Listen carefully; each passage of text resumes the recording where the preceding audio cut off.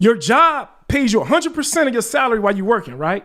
When you retire, I've never seen a company to pay you still 100% in retirement. And I never heard of a person say that 100% of my money was enough. So if you're working and 100% of your salary is not enough for you to live the way you want to live, then what make you think you're going to retire and then all of a sudden that's going to be enough money for you to live? My graduates from my school being Forbes, bag drop. Bag drop. A mic drop, bag drop. Bag drop.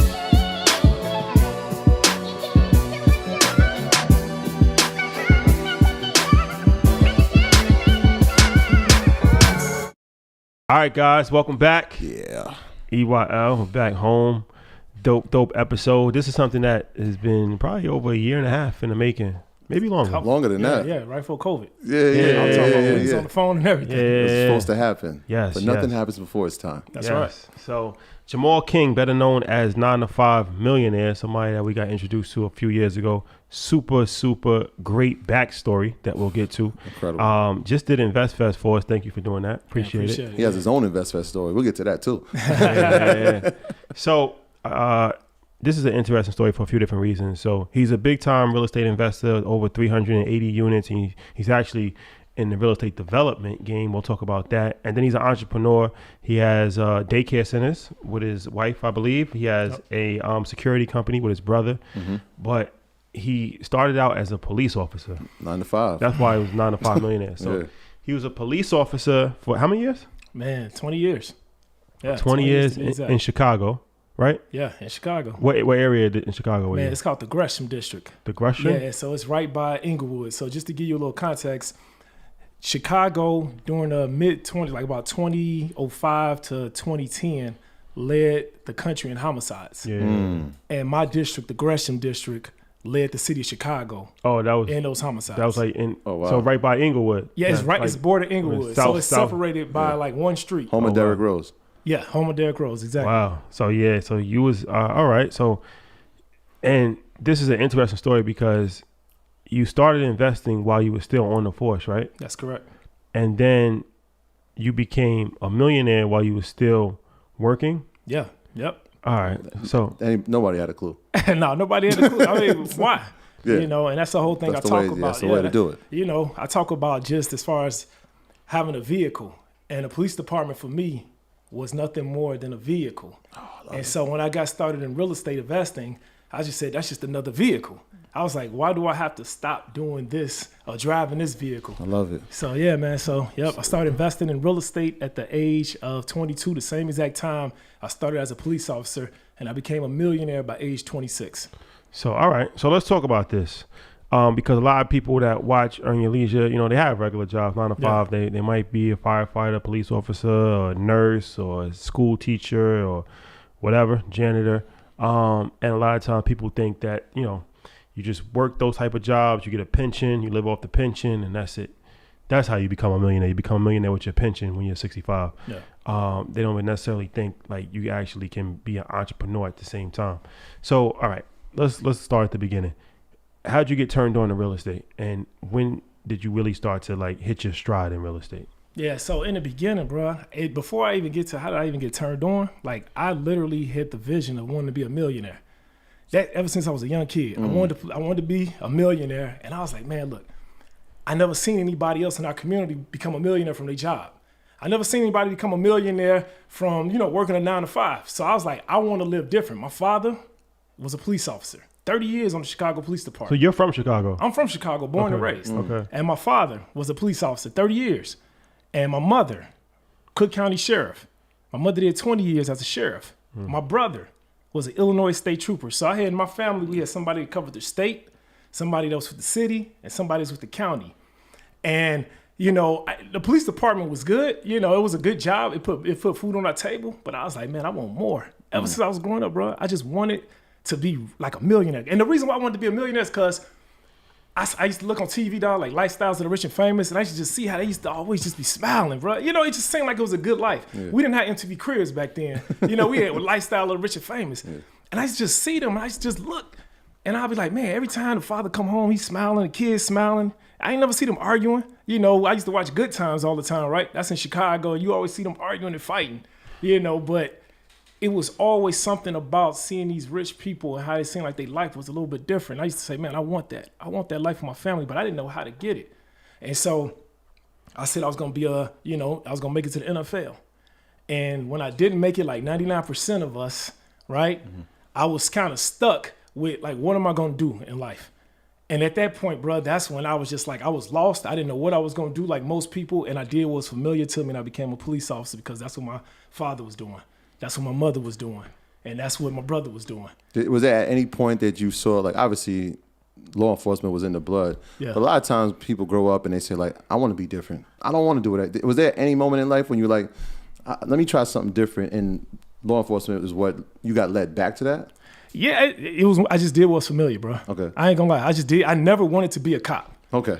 I just did. So I'm not gonna sit here and say like I was looking to be a police officer. Yeah. No, I wanted to be rich. I wanted to play in the NFL. I wanted to live this kind of life, but I didn't know once I graduated and I didn't make it to the NFL, I didn't know what else I was gonna do. Yeah. And I think that's like a lot of people that's even listening to us, bro. You kind of just do whatever the first thing that come about. You just take whatever job because it's like, okay, I'm supposed to get a job. I'm supposed to graduate from school. And then all of a sudden I'm supposed to get a good job, get good benefits, get a pension, all those things that you talked about. And with me, the first thing that came available was the police department. So I took it. So, all right. So when do you start investing in real estate? Yeah. So right after that, so I had a friend of mine whose uncle was a real estate investor. And I seen this guy, man. I remember going to his house.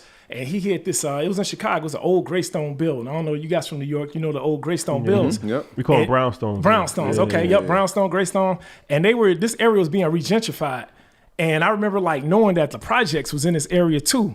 But my boy said like, man, my uncle got a mansion, man, and it's in this area. And I was like, bro, this is the hood. You sure? Yeah, right. And so we got on the porch. It was like a huge Greystone, brownstone looking building. And then when he opened up those doors, man, I seen, bro, I'm talking about 12-foot ceilings. I seen this huge mansion. It had everything inside of it. And I was like, man, what does this man do for a living? And then that's when my boy was like, yeah, my uncle, a real estate investor. And then that's when it clicked for me, like, man, okay, he not playing in the NFL. My man ain't win the lottery. You know what I'm saying? He literally is a real estate investor, and he living like this. He's living like this image that I had in my mind of how I wanted to become a millionaire, what my life would look like. And so at that point, that's when I met with him, and he introduced me to my real estate broker, April. And we did this thing where I said that I created this lifestyle for myself, right? I created this whole lifestyle of what a millionaire life looked like. So I said I wanted to live in this kind of house. I said I wanted to drive this kind of car. I said I wanted to, send my kids. Then I didn't even have kids at the time, but I said I want to send my kids to this type of school when I would have kids. Mm-hmm. And then at that point, I wrote down like literally how much that cost, how much this whole life costs. I put all of this on paper, and it's crazy because I still got this paper where I wrote it all out.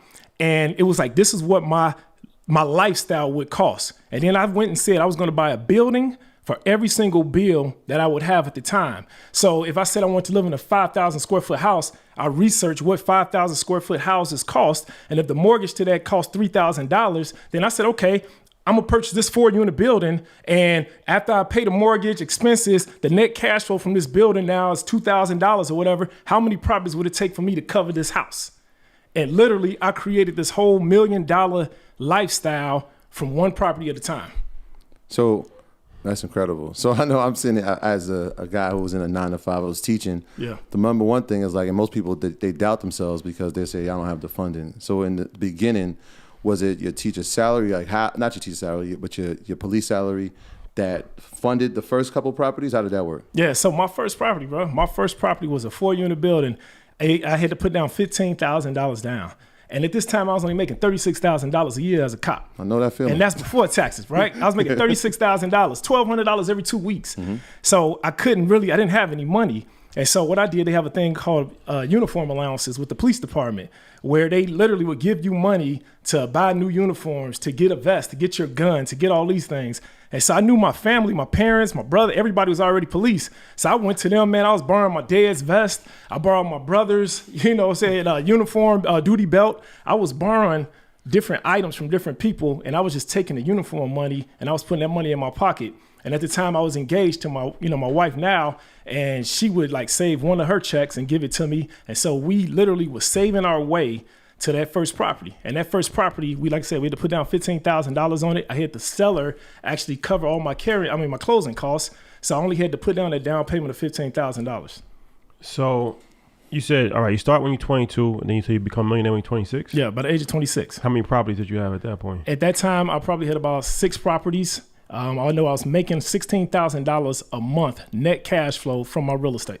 So you had your portfolio was worth $1 million. You was getting $16,000 a month. My portfolio is worth $1.7 million. $1.7 Bro, million. it's crazy. I didn't even know I was a millionaire. That's the crazy thing about it. Like literally, I was sitting there doing exactly what I told you. I was buying a building for every bill. I created this lifestyle for myself. And this is when me and my wife was starting a daycare center. We was looking to start the first daycare center, and we went to go get a business loan. And we got, they wanted us to come bring our portfolio and bring whatever else we had, all our financials. And when we went in front of the bank, the lender name was Daryl Tucker. And I remember he used to always call me Officer King, because I would go there in my uniform.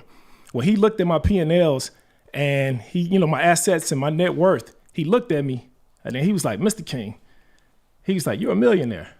And I was in my police uniform at the time. And I was like, I'm a millionaire. I didn't even know I was a millionaire. He was like, yeah. He's like, your net worth is $1.7 million. And that's the thing. I didn't even know at the time really what net worth was. And that's why I try to show people like, bro, real estate is the quickest way to get your net worth up. If you just think about it, you guys in the financial world, the average net worth or the median net worth of a black family is $28,000. $28,000. By the time I was 26, my net worth was $1.7 million just from investing in real estate. So what made you continue to work when you were getting $16,000 a month, you a millionaire with your net worth? Why did you continue? Because then you continued for like 15 more years after that. Yeah. So what was the drive to and that's a very dangerous job, in a very tough neighborhood. Yep. So it's not like something that's an easy job to do. Why did you continue to be a police officer? But the thing about it is you always hear people talk about quit your job. If you want to make it, you need to quit your job. And I was surrounded around 15,000 other police officers. So being surrounded around all these 15,000 police officers, I had 15,000 other people that wanted to rent, 15,000 other people that I could sell properties to. I told you, my wife and I started daycare centers. I had 15,000 people that was having children that the police only trust the police. I don't know how it is, but if you think about it, it's true. The police only trust police. And so now here it is when the police was hearing that, hey, this police officer got a daycare center. And you think about it, police department is 24 hours. It never closes. The fire department is 24 hours. It never closes. So you got a night shift, you got a day shift, you got an afternoon shift. We would literally, our first daycare center, we made that 24 hours. So if you think about it, our first daycare center, we held 100 kids in that daycare center. The average kid was paying about $1,000 a month. So our first year in business, we was making $100,000 a month from a daycare center. And the daycare center was in Inglewood. It was in one of the worst neighborhoods in Chicago, and we were making $100,000 a month from that daycare center. And most of our clients, or some of our clients, were police officers, were firemen, were teachers. When they found out that a police officer owned this daycare center, then at that point, everybody was like, oh, wow, it's safety here. And so I never felt the need to have to quit my job. It was like I got a ecosystem of police officers here that needed places to rent. They need places to live. I was flipping properties to police officers. I knew they had safe, secure jobs. Matter of fact, I was walking up to the lender that first told me that I was a millionaire saying, hey, you need to get approved for this property through here. And then another thing that I was telling you about before was that I looked at everything as a vehicle. How many vehicles do you have in your garage? I talk to people all the time. They got several cars in their garage, but they feel like they only can have one job. They only can feel like they only can do one thing. And I never looked at it that way. I looked at it like, look, I can work as a police officer. So the police department was my hoopty, right? If we just break it down in the vehicle way, that was my hoopty. That was my dependable vehicle. That was my Toyota Camry. Every single day, I know that car will start up, right? No matter what. The real estate investing to me was like my Cadillac Escalade. That was something that would get me through the snow. That was something that if I want to travel, the daycare centers was like another vehicle. So every business that I had, everything that I did, I never felt the need to get rid of another one. Every millionaire has at least 7 streams of income. One of those streams of income is earned income. So the police department was my earned income. That was that stream that kept the benefits, right? It kept those things that we have as you as a teacher, right? Yeah. And so your pension, your health insurance. And people be so quick to leave a job. And it's like, look, for if everybody out here is like Troy, you know, where you leave your job and then start a podcast, the number one podcast in the world, that's cool. But for the most people, for the regular people, bruh, I got a wife. Bruh, I got kids. Like, I just can't afford to just quit my job and just take a leap. You hear people say all the time, man, just take that leap, bruh. Just go ahead and take that leap. And I say, man, look, the time is going to come when you can know that you need to leave your job. Because I did leave my job after a while. But in the meanwhile, during the process of becoming, I felt like my job was not getting in my way. My job, if anything, it kept me straight because I was the type, bro, where I didn't save for emergency funds. I hear people all the time talk about like, hey, you should save for an emergency fund. Bro, when you going through life and going through the things that I went through as a police officer, every day was an emergency. Bro, my first month on the job, my first call on the job, was a disturbance.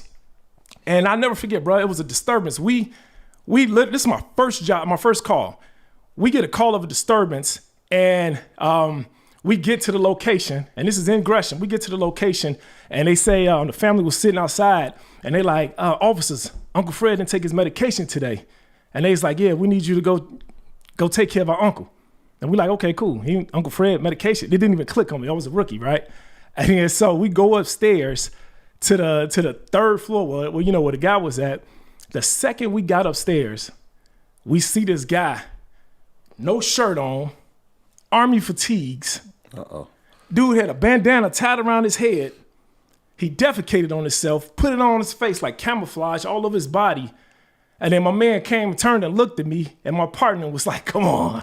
He like literally put his hands up like, come on. Like, look, this is my first job, bro. Like, I didn't even want to be a police officer. Not since Rambo have we seen something like that. And so, bro, so I said my first month on the job, then my second month. Now, this is the one that was a little bit more serious. This is the only time that I thought about quitting my job.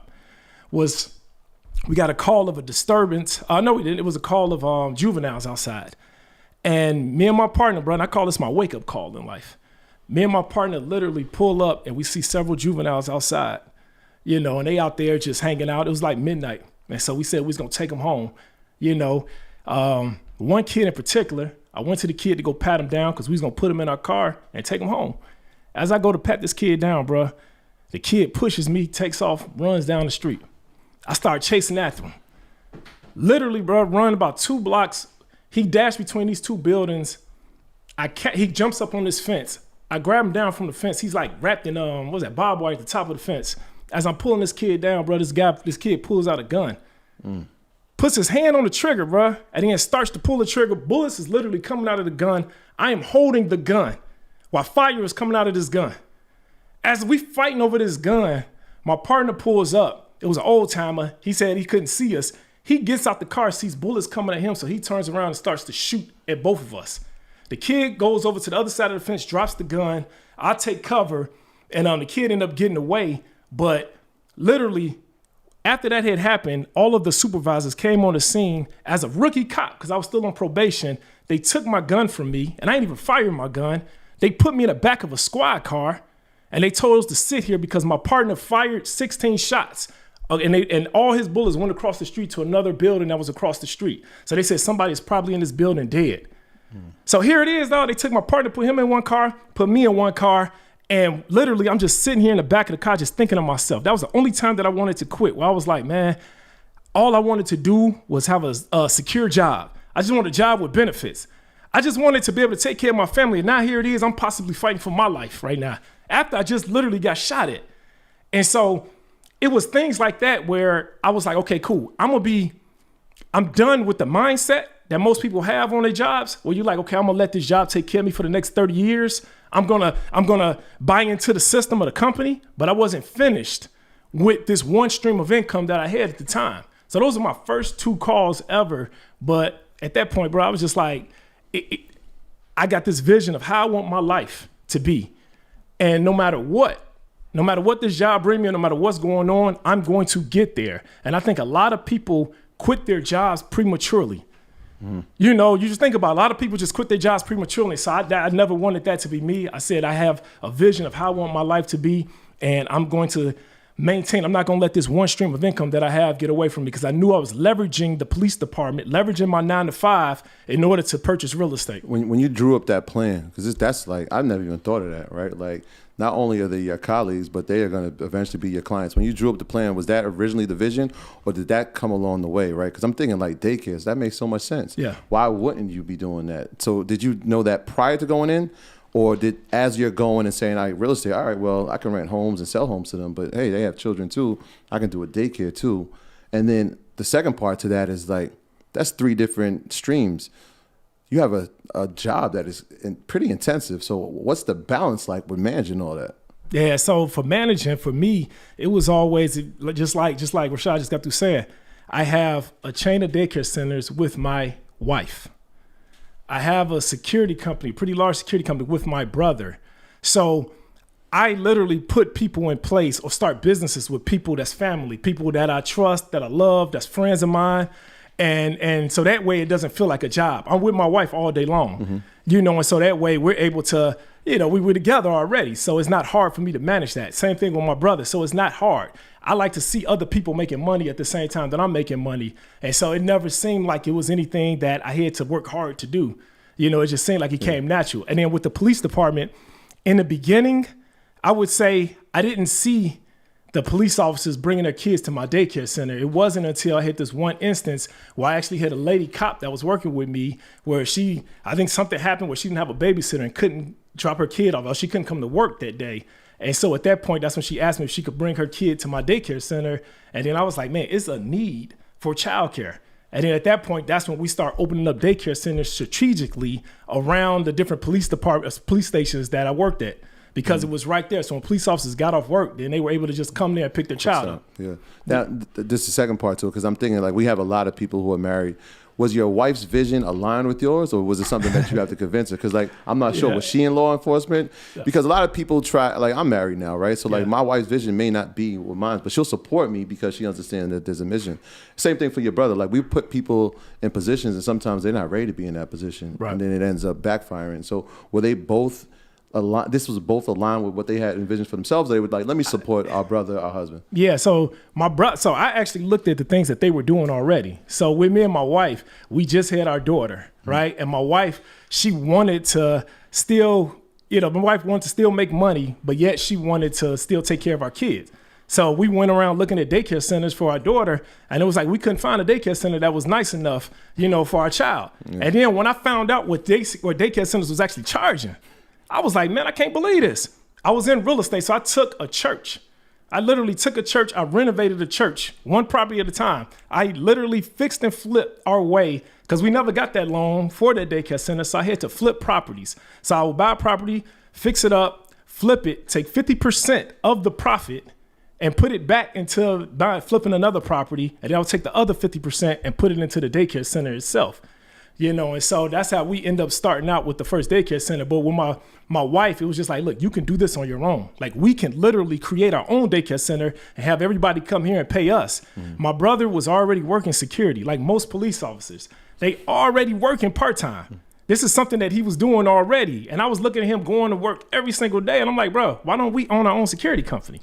And so I take what people are doing already, and then I just go ahead and I'm that financial backing. I'm that visionary, the one that say, hey, look, we can start our own business. And I think a lot of people miss that, bro. When I tell you people are so quick to lead a job or lead a situation they're in, if you just look at the situation you're in, there's a business in that.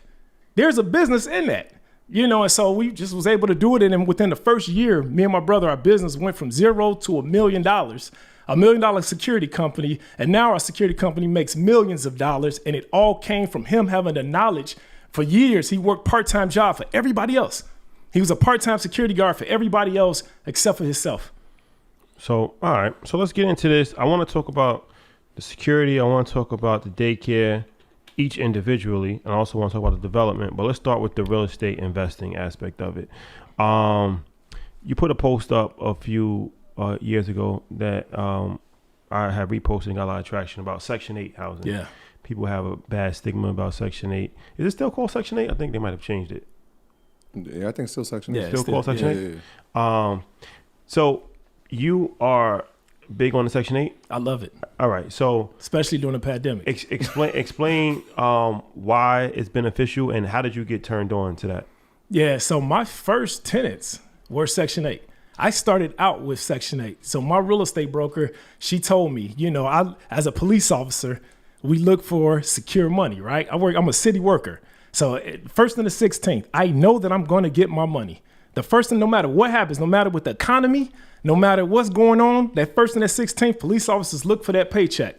In that same kind of way for me, I didn't have a bunch of money saved up. So if I couldn't pay my mortgage, I didn't have money where I could just go tap into my bank account to go pay this mortgage. So I needed that guaranteed secure money. So my real estate broker, she told me about Section 8. And the process was, to me, it was great because with Section 8, it's like they actually manage your building for you. Before you can move a tenant into your property, they come out, they inspect the property, they tell you what needs to be fixed, what needs to be changed. And then they take pictures of it, and then they do a yearly inspection every single year. And then so when they come out yearly and inspect this property, they're telling you, all right, this needs to be fixed. That needs to be fixed. So pretty much Section 8 was like a property manager for me. They made sure that my property was kept up. And it was the guaranteed money part that really, kept me going. Well, I think a lot of people, so like during the pandemic, after that post came out, a lot of people was just like, oh, no, I wouldn't do Section 8. Section 8, they mess your place up. Oh, man, they're going to tear your place up. And I'm like, I didn't have that kind of result because every single year they're doing an inspection and they know if the damage came from the tenant or if the damage or if it's something that's on the owner that needs to be fixed. And so for me, I was just like, man, Section 8 is the way to go. When COVID struck, though, everybody tended, like people stopped paying, right?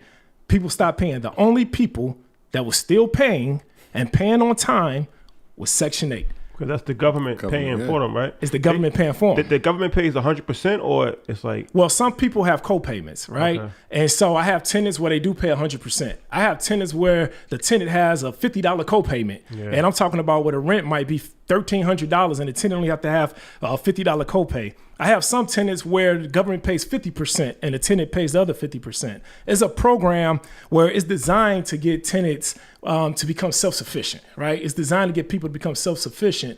But like I said, I've had tenants over the last 10 years that's been on Section 8. And I mean, I love it because like I said, it's guaranteed money. And whenever you're building a business, I think that in the beginning, now I have so many units where if I have a tenant that doesn't pay, that's not Section 8, I can profit from another property. But in the beginning, and I tell this to anybody, when you're starting out in real estate, I would definitely start out with secure, guaranteed money because you can't afford to miss a payment. And it's a common misconception people have about Section 8. They think it's only for public housing. But you could have, any place could be Section 8 if the landlord wants to rent it to Section 8, right? Yeah, like So like a private house. It doesn't necessarily have to be public housing. It could be a private house and they get a voucher, right? And they could just live there. Correct. Right? So you make your place Section 8 ready. So it's not like this building here is designated for Section 8. Right. Yeah, so any property, Section 8 tenant can move anywhere. Right. You just have to fill out the voucher. And then once they submit that to Section 8, they come out, do an inspection. And then that's when they send you, and then you do what's called rent negotiation. Then you negotiate the rent. And then they increase the rent over the course of time, right? Absolutely. The government increases it. The government increases it. Yep. So in the portfolio, are these properties that you have, I know it's over 300, are they predominantly in one area in Chicago? And what's the ratio? Is it, I have this percentage that I'm allocating to flip, I'm keeping these for rent flow? Like, how do you balance that? Yeah, so 100% of my properties are in Illinois, right? But most of them are in Chicago. So Chicago is so large and so diverse. I got properties on the east side of Chicago, the south side of Chicago, and the west side of Chicago. I haven't got onto the north side because the north side is just too expensive, And so, so I have property. So I got this thing where I got a purpose for every property that I purchase, right? Every single property serves a purpose. I don't just go buying real estate to buy real estate. I think when people do that, they go wrong, So if I don't need, like if my wife, so she wanted to do vacations, she want to travel every 3 months now. We have a property that covers that expense. And so we have so after that, now we flip single family houses. And so we keep in our portfolio multi-unit buildings. And so those are our cash flow properties that take care of everything in our life that we needed to take care of. And then the single family houses, we flip those because we find single family houses more easier to flip, because you got right now is a housing market and everybody's looking to move into a home. And, we're still flipping houses. People are still buying even right now with this so-called pandemic or high interest rates. And really, to me, interest rates are not really that high. When I first got started in real estate 22 years ago, the average interest rate was about 8%. Where today, right, and people was happy for that. I remember I don't remember, but I've heard back in the 80s, interest rates was like 18%. Double digits, yeah. Yeah, they were double digits. And so, people were still getting mortgages then. And so, so right now we fix and flip, and we still fix and flip multi-units for people that's doing house hacking. House hacking where the owner would live in one unit and rent out the other units to cover their mortgage, which is great for somebody that's retiring from, being a teacher, being a police officer, and you're looking to supplement that income. House hacking is the way to go. So those are the types of people that we flip properties to. So you put on Instagram that the 5 keys to protecting your rental investment. Let's go through each one of them. Property insurance? Yes, you got to have property insurance. I remember when I did my second property, I didn't have the right. I had property insurance, but I didn't have the right property insurance. I didn't know that you have to have a policy that covers theft. And so I had property insurance on the property, but it just covered tenant. It was a tenant policy as opposed to a renovation policy. And then so because I did not have property insurance, the right policy on that property, somebody broke into that property and stole. I had all the material in there. I had everything in there, and they ended up ripping me off and taking everything out of there. So people need to make sure they have the right insurance policy. So the right insurance policy should have theft insurance. What should the right insurance policy have? It depends on what you're doing. Okay. So if you're doing a fix and flip, you definitely want to make sure that you're having a policy that covers theft. Not a tenant policy, because you don't have a tenant in that property. And so, and your insurance agent a lot of times won't even tell you that. A lot of times when investors are getting into real estate, you're just looking to get a policy. And then you're just looking to get the cheapest policy, right? You're just like, man, I just want, once they give you the amount, you're just like, yeah, I just want the cheapest one. But you need to read the fine print and actually get one that's covering what you're doing.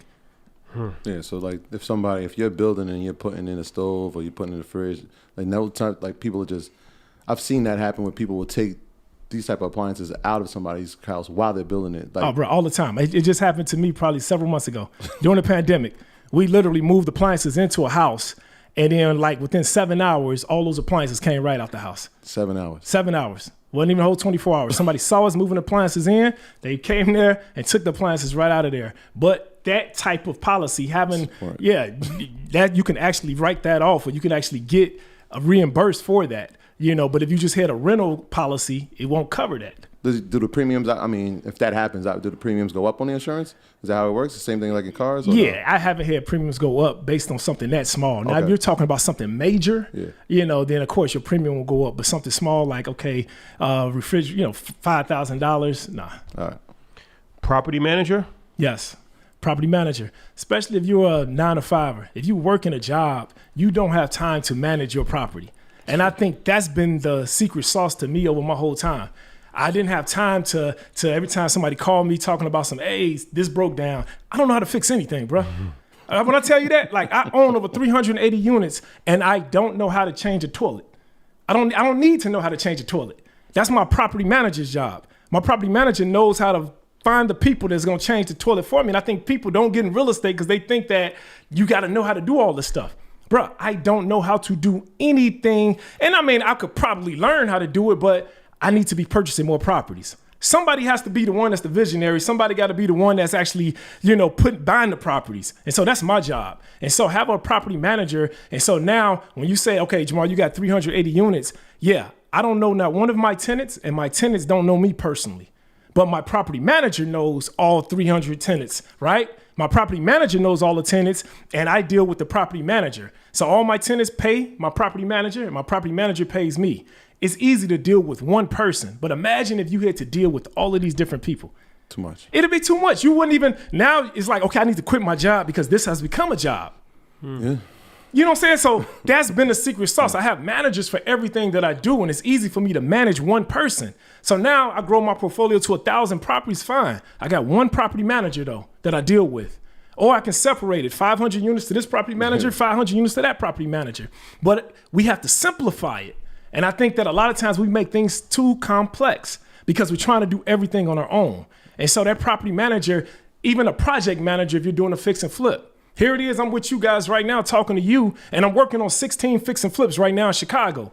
I'm not on my phone right now like, hey, Home Depot, put the chandelier here. Yeah, we want this. No, I have a project manager that knows exactly how I fix up these properties. So that was the next thing. So, all right, so the property manager is 10%. You pay them 10%? Yeah, so a property manager, I pay 10%. Sometimes it can go as low as 7% to 12%. Of like monthly rent? Yes, of the gross. Of the gross. Yeah. And, okay. For the 380 units. Correct. And they manage the property. They manage from A to Z. They manage the property.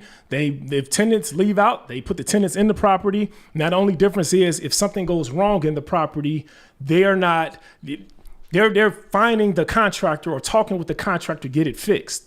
But yet you still have to come up with the money to actually pay for that, whatever it is. And so they're doing the maintenance of it, the shoveling of the snow, the cutting of the grass, all of the stuff that we don't want to do.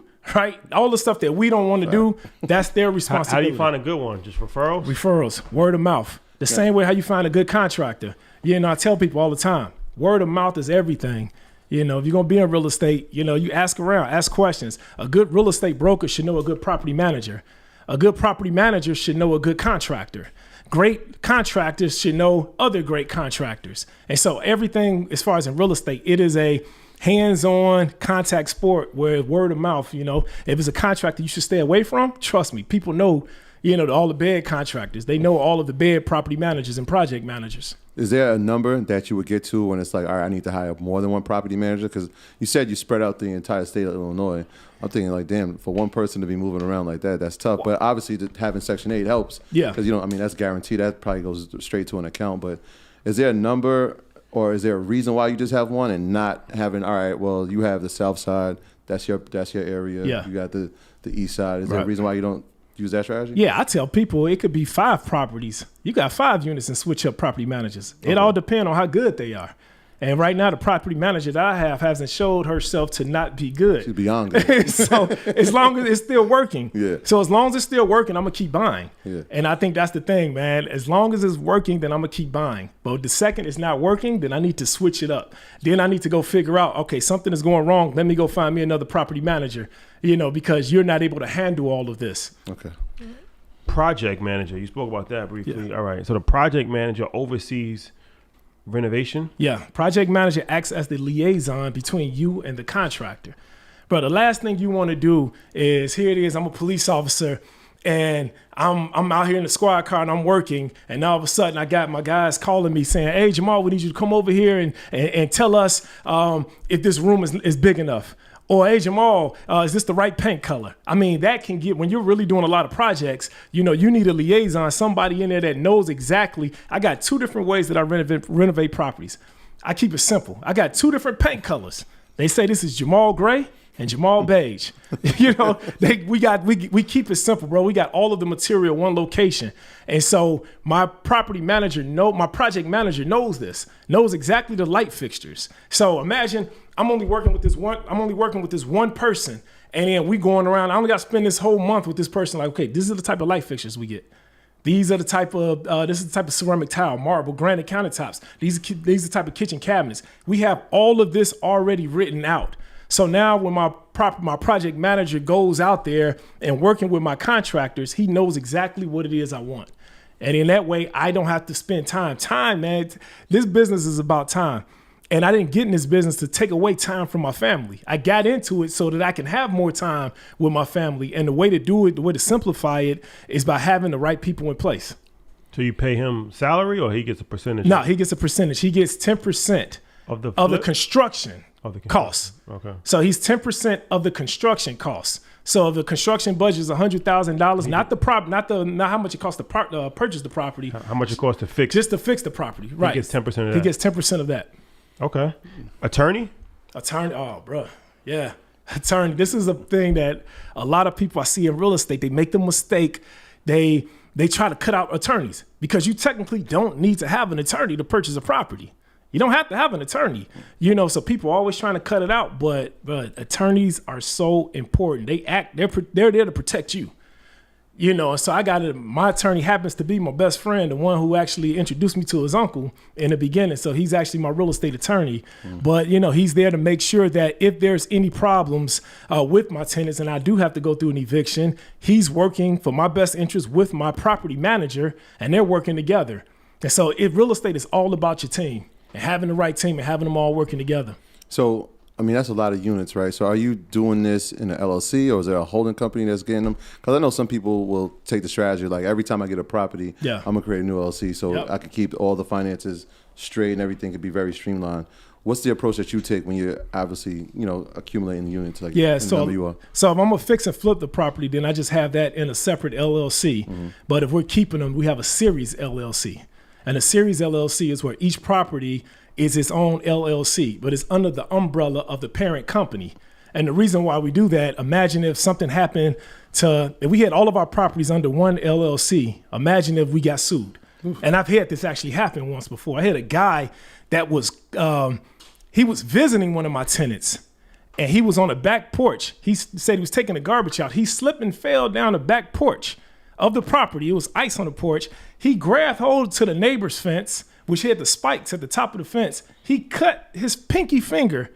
He got 3 stitches in his finger, 3 stitches. And my man was suing me for $30,000 because they were able to see at that time that all my properties was under the same LLC. And so that a lot of times that opens what they call a corporate veil, where they can see literally that you have everything under one LLC. And so now it's like, okay, his attorney was like, this guy can afford it. This guy owns all of these different properties, as opposed to putting each property under his own series LLC. And then now, if that guy sued me, then now he only can come after me for, whatever in that property, as opposed to coming after everything that I have. It's good to have he didn't win, by the way, though, but That's why you got the attorney. Yeah, that's why you got the attorney. Attorneys. So, all right. You got 17 properties in 15 months at one point? 17 properties in 15 months. No, we just got 130. We just got 130 units just recently. Okay. Yeah, just recently. We just bought a 130 unit portfolio. The portfolio. That was the portfolio, right. So talk about buying a portfolio. What made you want to start buying a portfolio? And how is that different for people than buying just regular individual? Yeah, so if you look at what's going on in the economy today, people are talking about prices are going up with properties, which they are. They've been going up for a while. But all of these properties that the banks were foreclosing on, now banks are left with just blocks and blocks of properties, right? And so the banks now left with when people wasn't paying rent over this whole time. So now the banks have foreclosed on these properties. And so now they got all of these different properties in their REO list.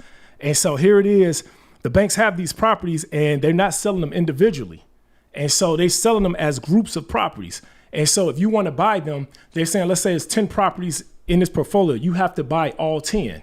But when you buy all of the properties, you can leverage your money by buying all of this and get these properties 50 cents on the dollar.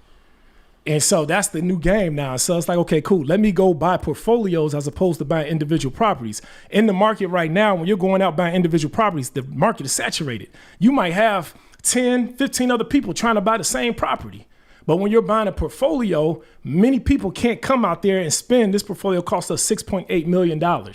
So this portfolio cost $6.8 million. It hit an ARV, meaning an after repaired value. Once these properties were all fixed up, it hit an ARV of $20.1 million. And so, but most people can't afford to pay $6.8 million for 130 units. And so at that point, I was able to leverage my cash. And then now we got over 130 units at one time just by buying the whole group of properties. And they were all in Chicago. How do you even find that? You just talk to the bank and ask them? Or yeah, they're actually, some of them now they're putting portfolios on the market. Oh, it's on the market? Yeah, you actually got portfolios that's on the market now. But like I said, there's only a small few people that can afford it. And don't get me wrong, they got portfolios that, 5 properties. It could be a 10 property portfolio. I've seen 300 property portfolios. There are all types of portfolios out here. Some of them you can get through your real estate brokers. Some of them you might get from, your banks. You can go to the bank and ask them if you have a relationship with the bank, where's your REO list?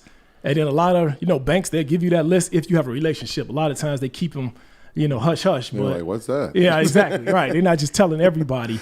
But yeah, so that's the new game. And so a lot of these properties, you're coming in getting them 50 cents on the dollar.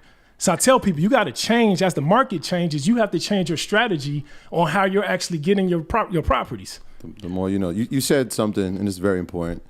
Your level of exposure will determine your level of success. Always. And so as you're on this journey, I wonder who and what rooms are you going into to learn more, right? Because you said you didn't really know anything in real estate, but you had to learn it. So who are you being exposed to that is giving you the lessons in the game in real estate? And then on the other side, it's like a double-edged question. As you're growing the portfolio, right, and you're still a police officer, you're Officer King. No, I'm not a police officer no more. No, I'm saying not now. No. Oh, okay. As you were doing it. As you were doing it. Yeah, I know. 2019, we said we're done. Right? As you're doing it, I'm sure your colleagues are looking at you like, hey, we're going to watch the game at Jamal's house. And they're like, wait, how is he doing? Are they now looking at you to be a mentor? Like your colleagues are looking at you? Like, how does that work? So are you getting advice from somebody and then now are you giving it? Yeah, so back then, bro, it wasn't many people that I could go to. It was kind of like I was a pioneer in my area, right? In the police department. It wasn't any other multi-million-dollar police officers out there buying real estate that I know of. Mm-hmm. And so I was going through doors in uncharted waters. I was one of the first people that I know of that was actually just going out here buying up all this real estate. And so, yeah, your level of exposure will determine your level of success. I got exposed to the type of life that I wanted from a friend of mine, that was actually an NFL guy. And so he was the one that was playing in the NFL that showed me what money really looked like. Like I had no clue. If it was up to me, if I never would have got exposed to him, I would have probably just been a $1 million cop living in a basic house, right? Driving a basic car because I didn't know any different. Yeah. It wasn't until I seen him living in a 10,000 square foot house. Bro, feel this, man. I'm a police officer making $36,000. This friend of mine was my college teammate, and he was living in a 10,000 square foot house. And when I saw this, it left an impression on me. I mean, just it did something to me that I promise you still burns in me today because I couldn't even afford at the time to take my wife to Sizzler. I'm not talking about a real, restaurant. I'm talking about it was things that I couldn't afford to do. And I was still living, in my parents' house. And it wasn't until I got that exposure, right? And that's what your level of exposure will determine your level of success. I was seeing when I went to go visit him the first time, I seen little kids. They were walking to school and everybody that was walking to school had on a plaid outfit. And I was like, what is it about these plaid outfits? Nobody in Chicago was wearing plaid outfits because you went to public school. Mm-hmm. These kids, though, all had these plaid outfits. And I was like, man, they go to private school. I took that image. I didn't even know the type of school that I wanted my kids to go to, but I knew that whatever school it was, they better be wearing plaid outfits. I knew that I didn't have a vision of like a house for myself. I took that image of the 10,000 square foot house. And then unconsciously, because I was exposed to that, unconsciously now, I got a 20,000 square foot house. And I had this 20,000 square foot house as a police officer. We got to pause when we say that. That's 20,000 square feet, 20, bro, I had a 20,000 square foot house as a police officer. And I'll be careful I never really even showed my house on social media because I didn't do it for the gram. Right. I wasn't doing it for other people, bro. I just remembered that whole thing where I just want more. I come from a family of blue collar people. And it's just like, I've seen people, bro, work 20, 30 years and never have, thinking that they live in life. Thinking that they really live in life, bro, but it wasn't until I realized and really started living life to notice, to really understand that people really wasn't living.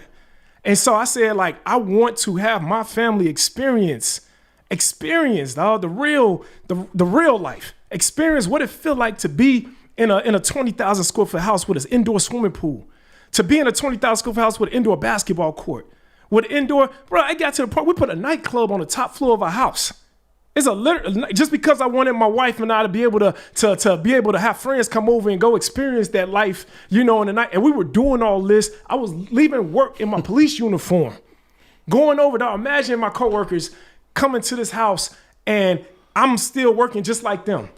I'm a police officer just like them. What it did was unconsciously, it made them say that they wanna go to the next level too. I never told people that they need to get in real estate. I wasn't that type of person that's like, hey man, you need to get in real estate. You need to do this, you need to do that. No, I would just show them. I would show them what real estate could do. And I think that's what people go wrong at. You're not making it real.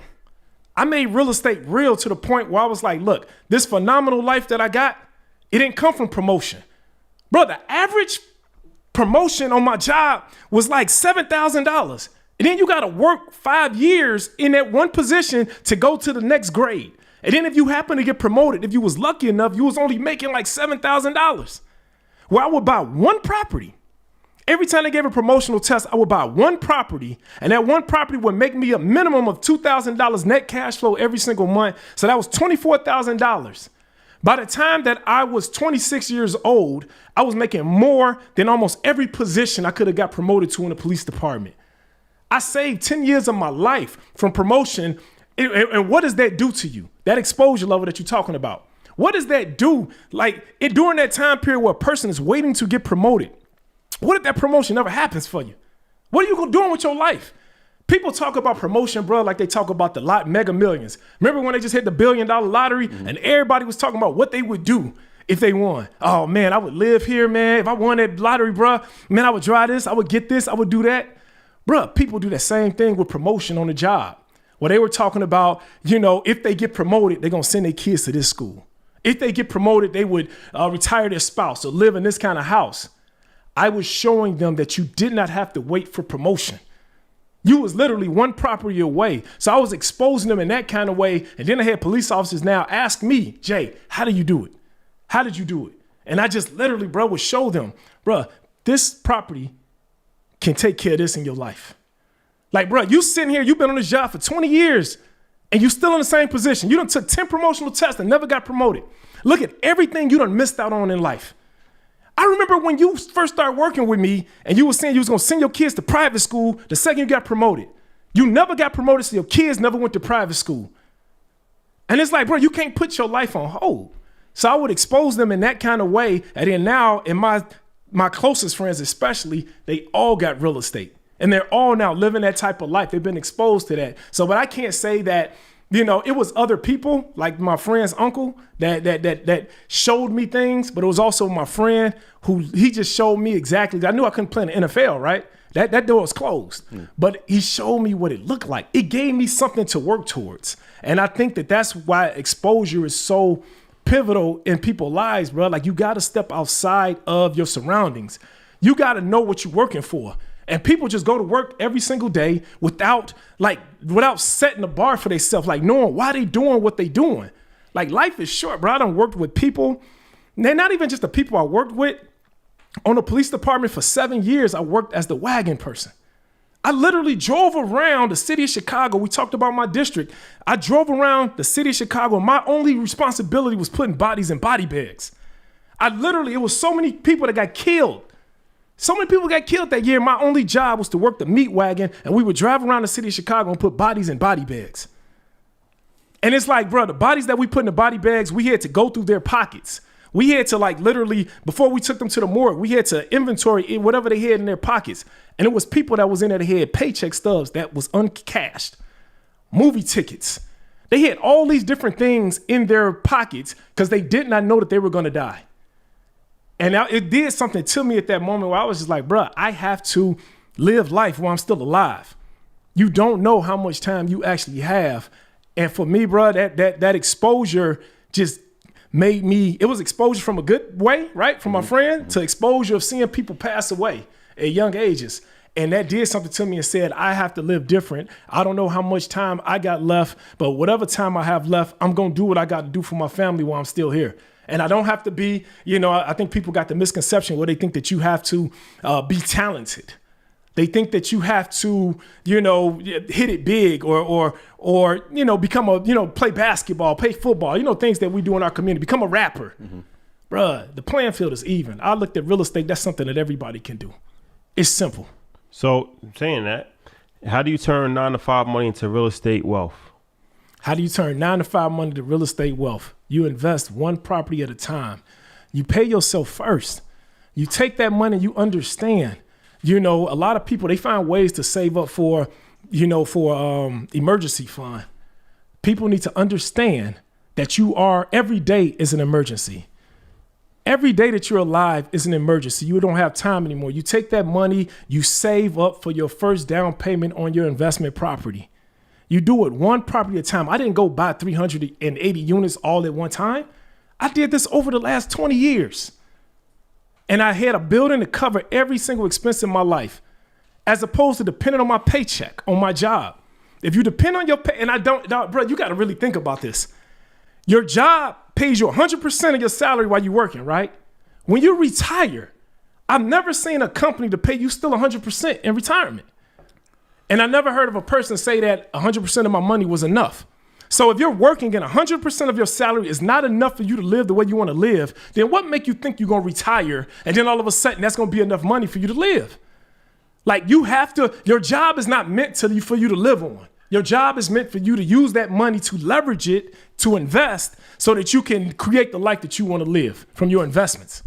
That's powerful. You said something about the daycare. And it just struck with me because I remember the cost for daycare. I have 2 children, paying it, and then realizing sometimes it could be subsidized. But then I started thinking like McDonald's in the sense of like most people think it's a fast food restaurant, but it's really a real estate play. And so the daycares, do you own the properties obviously for the daycares? So it's a real estate play and there's a business inside of it. Correct. And then are some of so like obviously you have people coming in. Is it government funded as well? Part of it? Like how does that work? So the great part about it was, like I said, you have to look at the ecosystem that you have. Yeah. So because my daycare center is in the inner city, Inglewood, right? Most of my parents are, I think 90% of our parents are single parents. And when they're filling out, because they're getting their subsidy, it's just like having Section 8. Yeah. And sometimes it's the same qualifications, same income. So when my wife would have them fill out their paperwork to get childcare, to get free childcare, right? I would actually look at their paperwork and then I would see that these same people qualify for Section 8. Like, where do you live? Hey, where do you live? Now, here it is. How much income? Everything. Yeah. Now, here it is. You're putting your child in my daycare, so you trust me. You trust us. So if you trust us with your child, you definitely trust us where you live. So now here it is. You live in the community because most parents, they want to, have a daycare center that's close to where they live. So I would fix up a property. I would go buy properties all around a 1 mile radius of my daycare centers. And then not only would I rent to not only would I have, police officers in my daycare center, but I would have my teachers, right? I would rent to the teacher staff. They would be right there in the same community. I don't have to convince them to live in the community because they are already from the community. And so I would go put pictures. We have this parent board up, right? That always talks about like field trips and different things about childcare. I would put properties up, nice pictures with fresh paint on the walls and different rehabs, and I'll put it up for rent. And knew that parents already had Section 8. And so we knew that would be guaranteed money. So here it is, we got 100 parents. I was working with 15,000 cops. We got 100 parents in our daycare centers. These are also 100 renters that need a place to stay. Brilliant. So, all right, this daycare situation. What is the qualifications start at daycare? You have to get like certified by the state. You have to have like. And what kind of buildings did you turn? You said you turned the church into a daycare. Yeah, our first daycare center, it was a church. You owned the church?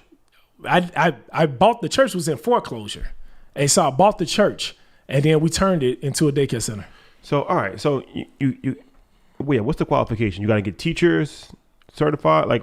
So as far as the qualifications to own the center, you definitely first have to have the location. You don't have to own the location, but you have to have the location. And then you have to take a 1-day class.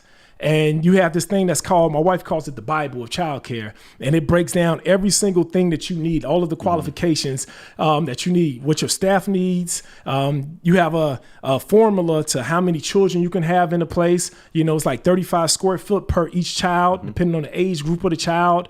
You have to have a certain amount of bathrooms in there. And so they come in, it's just like Section 8, where they come in, inspect the property, and they tell you exactly how many kids you're going to be able to have in this daycare center.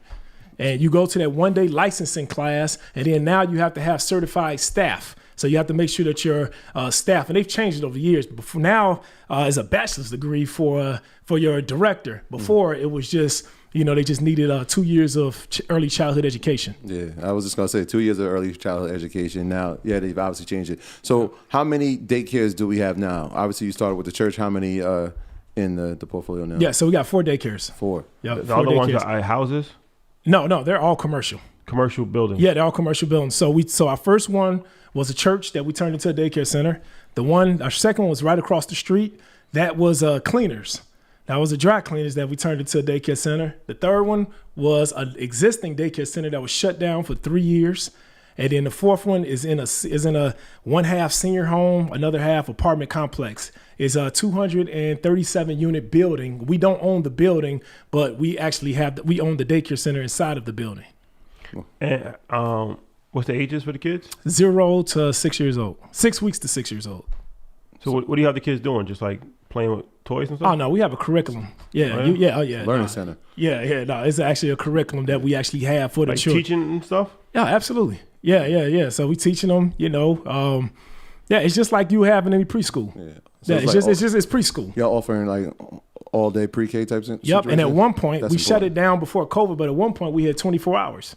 Oh, for the cops and stuff? Yeah, for the cops, for firemen, and things like Nurses. that. And it's crazy because it's the same building. So if they gave us 100 kids license for daytime care, then you also get 100 kid license for nighttime care. And so you're doubling your revenue just off of the same facility. Wow. Are you looking to scale that? Because I'm thinking like obviously you have 4. You don't really need marketing because it's an ecosystem is built in. Right. Are you looking to scale it outside of 4? Are you trying to add more to it? Well, we were at one point. At one point, man, I had this bright idea. I was like, "Look, man, we making $100,000 per daycare center." I was telling my wife, "Man, we get 10 daycare centers, the same kind of size, and can hold the same amount of kids." I said, "Bro, we're gonna make $1 million a month. Man, we can make $1 million a month." And my wife was on board with it. She was like, "Oh, let's do it." And then all of a sudden, man, we had about 500 kids, and my wife was like, It's a lot to manage. It's a lot to manage. Yeah. It was a lot. And then you're not talking about real estate, right? Real estate is a little bit different. It's a property. It's a building. People go there. They live there. They take care of their own self. You don't even have to see your tenants until it's time to pay rent. And now they got it where you can just send you can just Venmo or whatever, just send the money cash out. But when you talk about people's children, it's a little bit different, man. It was just like it became to the point we had little kids in there having seizures sometimes, medical conditions. It just got to the point where it was like, okay, this is a little bit different type of business. And my wife kind of was, and she's the one that's, runs the day to day. I'm the visionary. Remember, I'm the one that come up with the vision. I can start any business, but my wife was the one to say, okay, let me be the one to manage the day to day. And she kind of was like, we don't need to scale it too much. Like, this is comfortable for me. Anything over this is going to start feeling like a job. Okay, so 400. That's 400,000 a month. Yeah. Good business. Beats 36 grand. Let's talk about No, bro. Before tax. security company. Yeah. All right. How did that get started, and what's the scope on that? Yeah. So my brother working, like my brother had my brother in the newspaper one time as making one of the top. I think he was in the top 5 highest state employees in the state. He was a cop? He still is a cop. Yeah, my brother still is a cop. He has about 18 months left before retirement. Shout out to Tommy. And they had my brother in the newspaper as one of the highest paid state employees because my brother was making over $350,000 as a cop. How? Overtime. His base salary was probably about 130. And then the rest was all overtime. My brother was working that much. He's just a hustler. I don't have it in me. I mean, he was literally that type of person that can just work 3 or 4 different jobs. He gets off work for the state. They allow cops to work, overtime for them. And then he was doing like other part-time things and like sporting events and things like that. And gone all the time.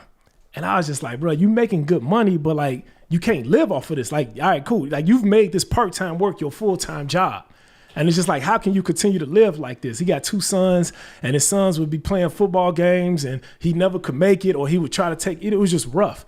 And then I was just like, man, look, why don't we just go ahead and do the same thing that you're doing? My brother's a sergeant, so he already commands different people in the state police. Like he literally got people that call him sergeant, and that's a part of his team. He's like, why don't you take the same idea, the same thing that the state is paying you for, why don't you do that for yourself?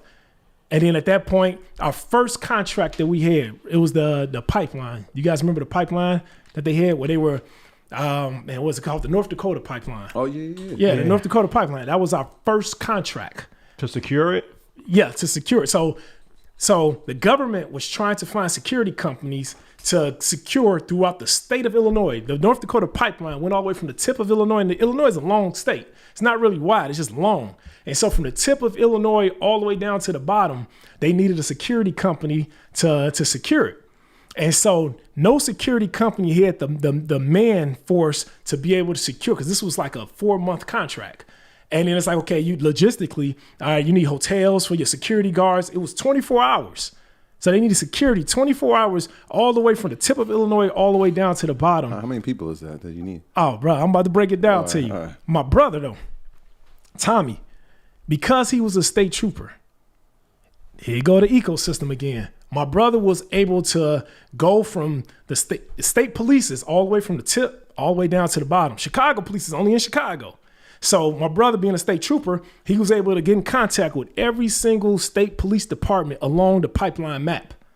And he was able to contact each of them and find out, who wanted to work part-time for this pipeline and who wanted to do it. And so we had a meeting. We had we had state troopers from the country, bro. I'm talking about from like Farmer Town. And they all came and we had a big meeting, and they found out that it was us. Here's 2 black guys, and 99% of our workers were all, white guys from different parts of the state. But yeah, we had the contract, and we were one of the only companies that was able to fulfill that contract because my brother was able to hire state police officers, look within his network. He was able to hire state police officers to cover that. And I mean, bro, that was a multi-million-dollar contract. How many people was it? We probably had at least about 65 people. I thought that many. Yeah, it's not that many, but it is. Their responsibility. I mean, they're trying to build a pipe, so they just standing there. Like, what's the role? Oh no, you just sabotage the situation. Yeah, so they was paying. They were paying for like mileage. So you'll be in your own squad, your own personal car. Yeah. And literally, your responsibility was to we had these coordinates of where the pipeline was, and I mean, they kept it real hush hush. And then their responsibility was you had checkpoints along these coordinates. And their responsibility was to drive up and down the highway during that area, because it was indigenous. It was a lot of protesters. Yeah, it was a lot of protests. And they had a lot of indigenous people that was kind of like fighting against it, because there was a lot of sacred land and things like that it was hitting. Yep. And so, bro, man, let me tell you a real quick story. Craziest thing, when we finally got the contract, they had us in a hotel room. And it was like something out of a movie. It was me, my brother. It was like our supervisor and another guy. They had us in this room. And these federal guys come in and they're talking to us, and they're like, all right, congratulations. You guys got the contract for the pipeline.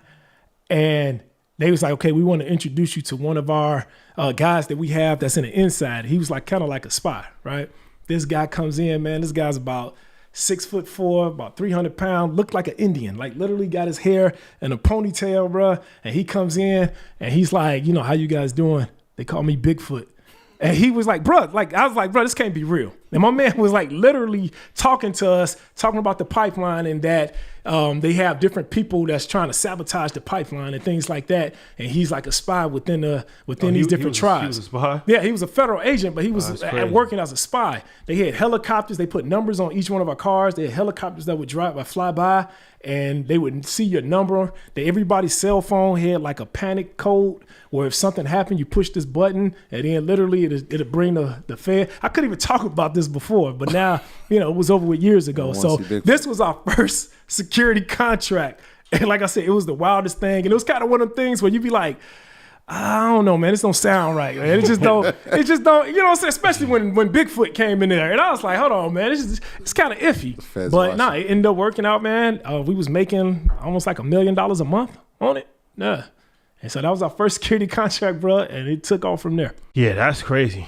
All right, so you got that, and then from there so the security, you secure venues or people or everything. So right now it's 3 Neiman Marcuses in Chicago, and we're in all 3. We have apartment buildings. We do sporting events. We do a lot of, so there you go again, ecosystem. Property managers. While a lot of people were out here trying to find security contracts, all I did was connect with property managers. And so I know like your large complexes, it's city and state law that they must have security. I don't know if it's anywhere else, but in Chicago, they must have security. And so the people that pick the security companies are the project managers, or the property managers rather. And so you got a lot of property managers that have multiple properties in their portfolio. And so all you got to do is get in good with one property manager. And then now they're bringing different buildings to you, as opposed to you going out here trying to search for different properties to do security at. And so that's how we got in with and so we got 3 major property management companies in Illinois that we do security for. And they constantly contact us whenever they get a new property under their portfolio. And most of your guys are cops? Yeah, no. So we have both. We have police side, and then we also have armed security and unarmed security. And you do it for people also? Yes, yeah. So we got one of our largest clients is Justin Fields, the Chicago Bears. Oh, yeah. Starting quarterback. Yeah. Justin Fields, starting quarterback. Oh, man, a lot of pressure. Yeah, we good. Pressure, so when Justin Fields first came to Chicago, his father reached out to me, and he's like, people tell me you're somebody that I need to know. And I thought he was talking about real estate, but yeah, he's talking about security. I'm assuming you're a Bears fan. I am. Okay. Yeah, big time. No matter if we don't win. I mean, there's new development on Soldier Field that they're trying to make They're trying to make it into a dome. Yeah. They got to reach out to you. Yeah, let's go. Let's go. Can you talk about the importance of leading by example? Obviously, I saw one of your posts and you were talking about how intentional you are about doing things and making sure that people see, especially your kids. You're saying, like, my kid's got a trainer. Every one of them has a trainer because they've seen you do it. It's cousin to them. Can you talk about the role of leading intentionally like that? Yeah. So, I got this thing, man. Every single day I wake up, all right? Every single day. People ask me, like, what's my daily schedule like? And I got these 5 pillars that every single day, this is my day: faith, family, finance, fitness, and freedom. Faith, family, finance, fitness, and freedom. Every single day, I don't go to sleep until I have invested in all 5 of those pillars. And so it's important for me. I believe that you are always showing your kids something. Even when you're not trying to, you're teaching them something, from the way you eat to the way you manage your money, to the way you treat your spouse, to the way you treat your body. So every single day, I don't necessarily work out just for me. I work out because I know my children are watching. They watching every single thing I do. And so it's important for me not only to just make sure that I'm working out, but making sure that I'm treating their mother right. I got a son, and 6 years old. He literally, bro, every time. Matter of fact, it's funny because CJ over there, my son had a marriage with CJ's daughter. So they went through a marriage. CJ's daughter is 6 years old. My son is 6 years old. And he's just like, man, I want what you got with mommy. Yeah. And he literally, CJ daughter, they was at my house. Me and C was gone. Yeah. And my wife's grandmother, she's 90 years old. She officiated the wedding. Make sure that the bride's father pays for it, please. Oh yeah, exactly, exactly. Congrats, CJ. And so it's like, my son is big on marriage because he sees his parents been married for 20 years. Imagine though if I had a different kind of life, and then my son would be like, "Hey, CJ's daughter's my baby mama." CJ's daughter. So he sees that in a way because that's what he's been exposed to. Mm-hmm. In that same kind of way, first thing I do is I work on my faith every single day. I just focus on one scripture. Every single day I focus on one scripture and I build my faith up. And the reason why I do that is because I know that being an entrepreneur, being myself, doing the things that we do, you're going to have to have like what entrepreneur is successful that don't have a level of faith?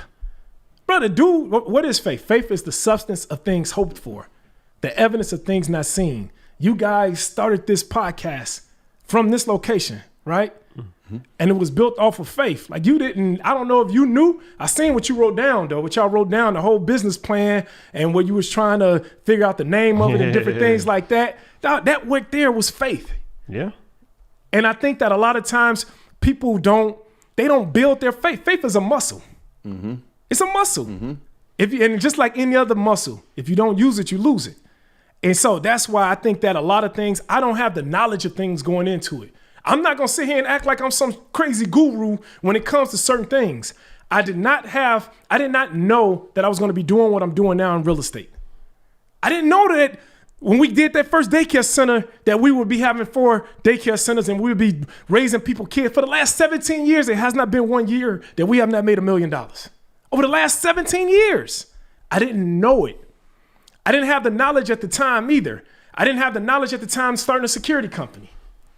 Bruh, I'm traveling the world right now with the #1 motivational speaker in the world. I've been on stages, 4,000 people, 5,000 people, just did InvestFest. I never been to any kind of speaking school. I never had any kind of training. All of that comes from faith though. It comes from, and I was prepared because over the years, I've always worked on my faith muscle. And so now when an opportunity presents itself, I'm ready. Not because I got this crazy knowledge, but because I believe. And so those are the different things, man, that faith, family, finance, every single day, I'm working on them 5 pillars. Well, my family pillar is not about just spending time with family, but it's about setting your family up. Each one of my kids got a trust account. I tell people all the time, there's no reason why your children, everybody's children in 2022 is not going to be millionaires. It's too simple right now. I got a building for each one of my children, and the net profit from the building goes to their investment account. So now by the time my children are my age at 40 years old, each one of them will have millions in the bank because of compounding interest.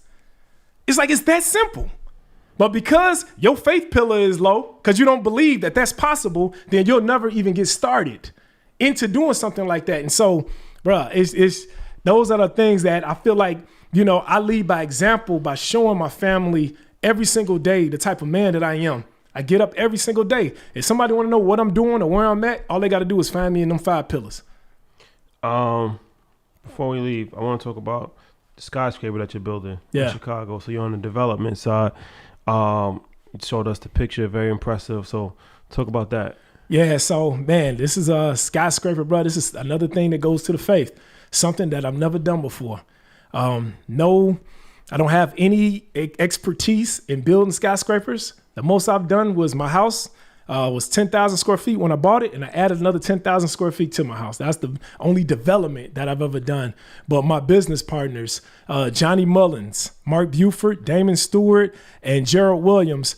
Johnny Mullins is one of the top Black architects and developers in the country. He's done over 90 skyscrapers. And so my whole thing with just connecting yourself with the right people, you know, and so, yeah, we have a skyscraper that we're doing. I'm not going to say the location just yet, but let's say it's in a very hot area of Chicago. And this skyscraper is something that's built by all Black development team. And, you know, it's something that hasn't been done before. And not just that it's being built by all Black development team, but it's owned by all Black ownership team. And yeah, we all came together and it said, it's time for us. It's like we always look to this generation. We look to past people and kind of like, oh man, like, oh, they developed this, they developed that. Yeah. It's our turn now. There's no longer, you know, those people. We are those people now. And I think a lot of times, you know, with everything, we look to the past. And it's like, bro, when are we going to step up and do it? And so, yeah, this development is a $70 million development. It is going to change. It's going to be a staple in Chicago, and it's being built by us. And man, it's going to be life changing, man. Yeah, I mean, that's incredible. We actually spoke to a developer you may have heard of, Donahue People, a few weeks ago, and he was at InvestFest about development that he's building in New York. And I know you got a chance to meet him at InvestFest, man. Moment of my life. Can you talk about what he's meant to you and what that encounter was like? Oh, bro, let me tell you something. Like I was telling y'all before, I don't get too excited. You know what I'm saying? Meeting people. And it's crazy because I was just cracking a joke to CJ. I was like, man, it's crazy, man, how I went from being on the squad car to the stage. And now people, man, I'm going up to people and I'm like, hey, you want to take a picture? And they shaking and they can't even open up their phone. And I was like, man, I don't even get it, dog. I'm just a regular person, man. I don't even get why people act like that. Bro, I went up to Don Peoples. Oh, I was like, oh, man. I was shaking. And he was like, because he told me to take his number down. And then I didn't even know what button to push, bro. Oh, man. Bro, he was like, yeah, you want to push that button right there. And I was like, man, I now see how other people feel. But, man, it was just something, man, to see, because when we first all got started, you know, we all listened to the audiobook and of Don Peoples, and it was just inspiring to see how he hustled, bruh, in DC and being there with Mayor Barry, Marion Barry, and just to see how he just in a political way came through the ranks and how he was able to do what he's doing now. And that's just the inspiration, bruh, and it goes back to exposure. And I think, see, with me, a lot of people they get excited about asking people for stuff. Like, how many people get excited? They just like, oh man, Troy and Rashad, they doing it, man. I'm gonna see, man, my man give me some money. I'm gonna see if they can look. Bruh, I get excited just from the exposure. When I get exposed to something, bruh, you don't owe me nothing. You don't owe me nothing because I'm gonna take that exposure and I'm gonna run with it. And that exposure will last a lifetime. But if you give me $5,000, bruh, $10,000, I'm gonna spend it. It's gonna be gone. Yeah. But the exposure that you give me, I don't even need to ask, bro. The exposure y'all just gave me in Invest Fest. Bruh, it just let me know that it's possible. Like I said, I love seeing this, dog. I love seeing it, man. 2 young black guys, dog, that's genuine, been boys since high school. And y'all out here, man, educating the right way.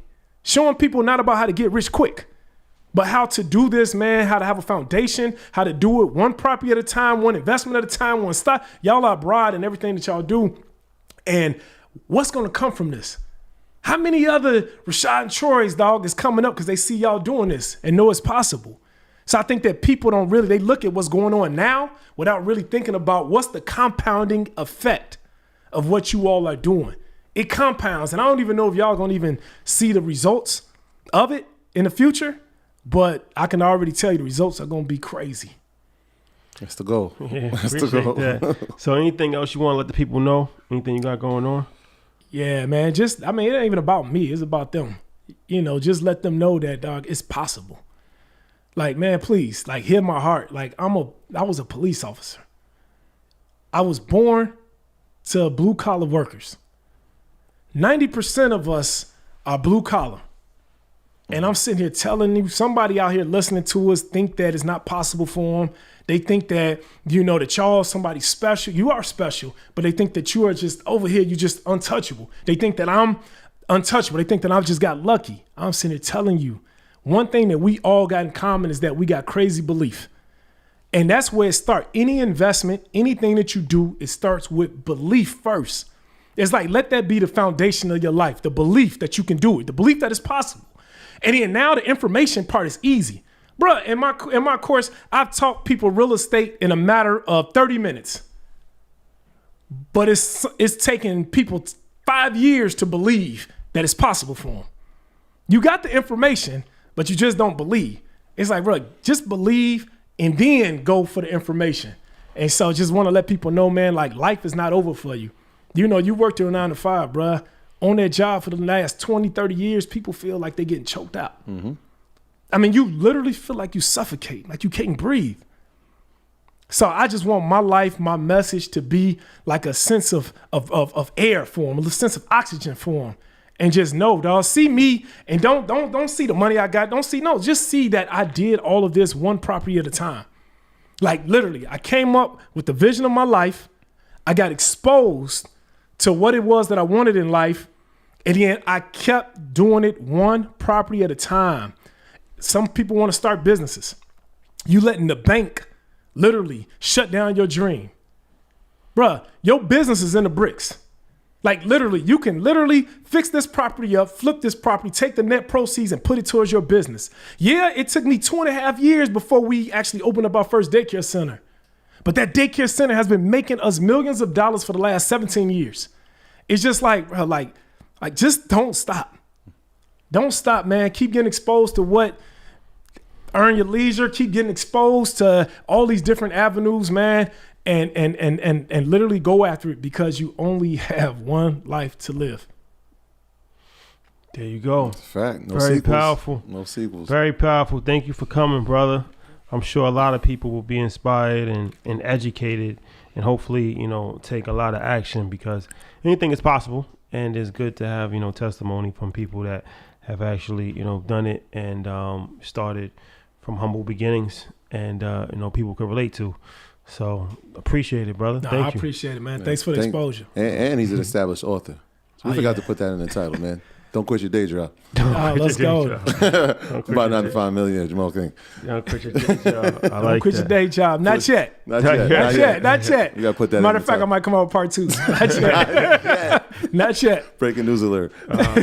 Troy, housekeeping items? Yeah, shout out to everybody on patreon.com. Shout out to all of our earners on EYL University and some of the earners that are not part of EYL University just yet, man. So shout out to everybody that's been supporting the movement. And I said it's a movement because it's bigger than a moment. That's what we are building, is a movement. So shout out to all of y'all. Shout out to everybody that's supporting the merch. And shout out to them EYL fashion rebels out there. We got something for y'all. Please, just be patient. Patience will pay. We love y'all. We appreciate y'all. Love is love. Thank you guys for rocking with us. We'll see you next week. Peace. Peace. My graduates from my school being Forbes, bag drop. Bag drop. A mic drop, bag drop. Bag drop.